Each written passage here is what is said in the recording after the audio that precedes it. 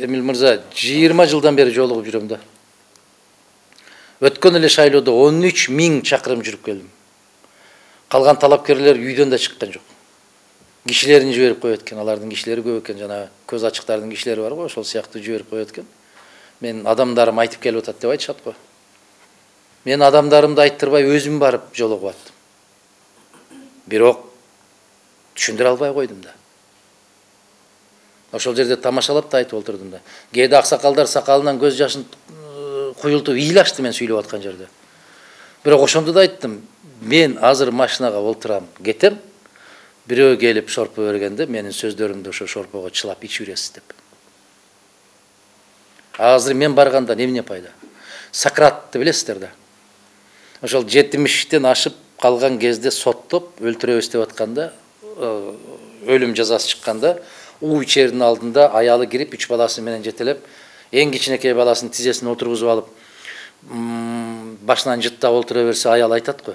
Сократ, сен эч нерсе айткың келбейби деп. Десе эмне дейт Сократ?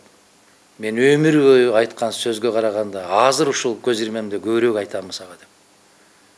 Ал деген сөз эки тараптуу. Өмүр бою какшап келдим, түшүнбөй койдуң, эми түшүнөт белең деген сөз. Мен азыр барам, Аксыга барам, Сүлүктүгө барам, Исфанага барам, Кадамжайга, Өзгөн, Каракулжага барам. Эмне дейм? 20 жылдан берки какшаган сөзүмдү айтам. Эмне кылат? Куйрук боорго ороп, уруп коет. Мен эмне табам? Сүрөттөрүң жок дейт. Теледен чыкпай атасыз. Кече Кыргыз радиосунан радио дебат болду. Ошондой суроо берип атат.